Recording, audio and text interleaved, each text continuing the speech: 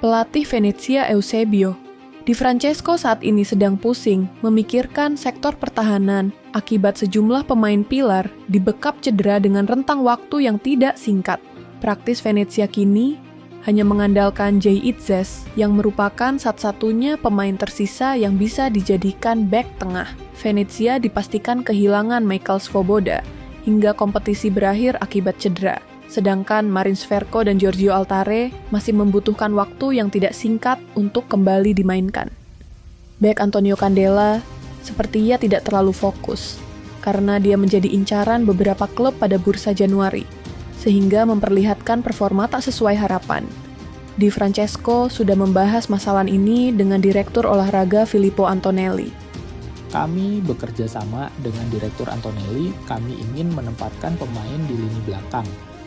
Hanya Itzes yang tersisa. Kami butuh sesuatu di area itu, kami juga kehilangan Sverko, ujar Di Francesco. Bursa transfer adalah bagian dari momen ini, dan itu tidak membantu kami dengan pemain seperti Candela, yang akan segera pergi tetapi menjadi starter melawan Parma. Situasi itu tentunya membuat Di Francesco berharap Itzes tidak menjadi korban berikutnya dan bisa menjadi andalan pertahanan Venezia ketika menjamu Verona di Penzo Selasa, 28 Januari, dini hari WIB.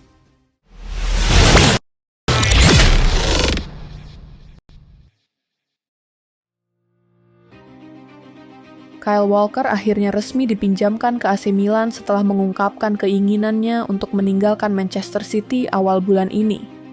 Penurunan performa menjadi salah satu alasannya ingin mencari tantangan baru. Kesepakatan peminjaman bek 34 tahun itu berlaku sampai akhir musim dan memiliki klausul opsi pembelian bagi Milan dengan harga 4 juta pound. Kontrak Walker di Man City masih berlaku sampai 2026, tetapi klausul pembelian tersebut menjadi sinyal bahwa masa baktinya bersama The Citizens akan segera berakhir secara permanen. Rossoneri bakal menanggung sebagian besar gaji Walker yang senilai 150.000 pound per pekan. Berbagai laporan mengklaim bahwa penggawa timnas Inggris tersebut menolak beberapa tawaran dari klub lain dan memilih Milan karena kesediaan mereka menawarinya kontrak 2 tahun. Tergantung performanya selama beberapa bulan ke depan. Walker bakal berharap bisa menghidupkan kembali kariernya dan membantu kampanye Milan di Serie A dan Liga Champions. Ia diprediksi bisa tampil ketika armada Sergio Conceição bertemu Parma di Liga Italia, Minggu, 26 Januari.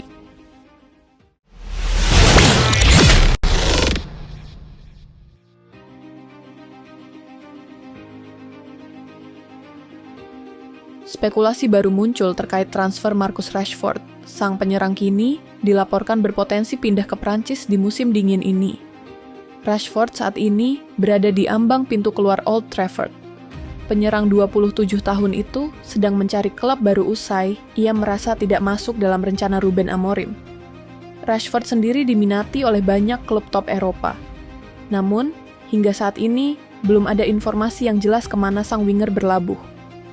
Dilansir The Sun, ada opsi baru bagi Rashford untuk melanjutkan karir. Sang winger dilaporkan berpotensi pindah ke Prancis.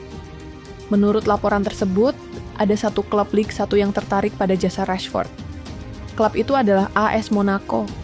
Di musim 2024-2025 ini, produktivitas gol AS Monaco tergolong cukup rendah, sehingga Adi Hutter ingin memperkuat lini serangnya. Ia menilai Rashford bisa membuat performa Monaco meningkat.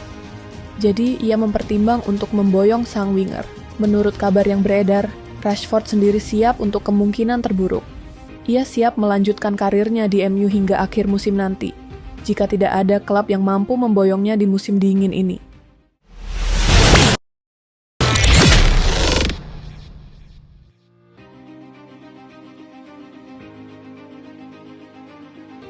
Berbeda dengan rekan setimnya, Marcus Rashford kebersamaan Manchester United dan Antony di musim 2024-2015 akan segera berakhir.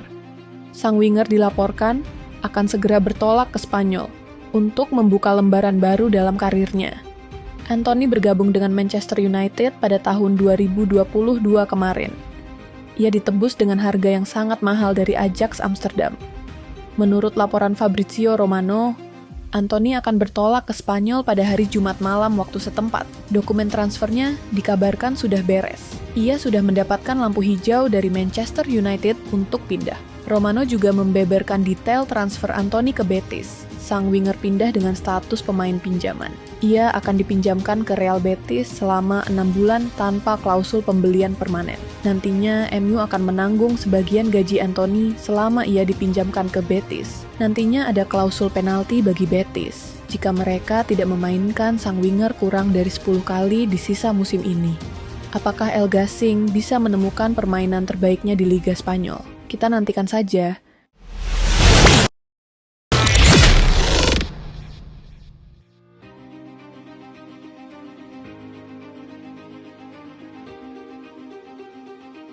Gerald van den Burg resmi diperkenalkan sebagai pelatih kepala Timnas U23 Indonesia. Tidak hanya itu, ia juga akan mendampingi Alex Pastoor dan Denny Lanzat sebagai asisten Patrick Kluivert untuk Timnas Senior. Setidaknya ada 3 tugas penting Van den Burg di Timnas Indonesia.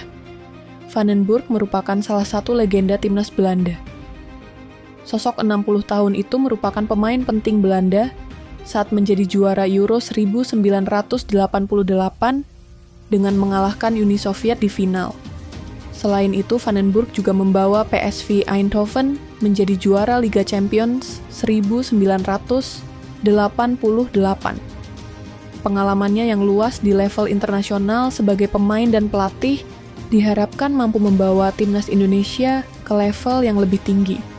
Kolaborasi ini bertujuan menciptakan kesinambungan antar level timnas, mulai dari U17, U20, hingga senior. Patrick Kluivert menegaskan pentingnya sinergi ini, menyebut kerjasama dengan rekan seperti Gerald adalah langkah strategis menuju visi besar sepak bola Indonesia. Mari dukung Garuda terbang lebih tinggi.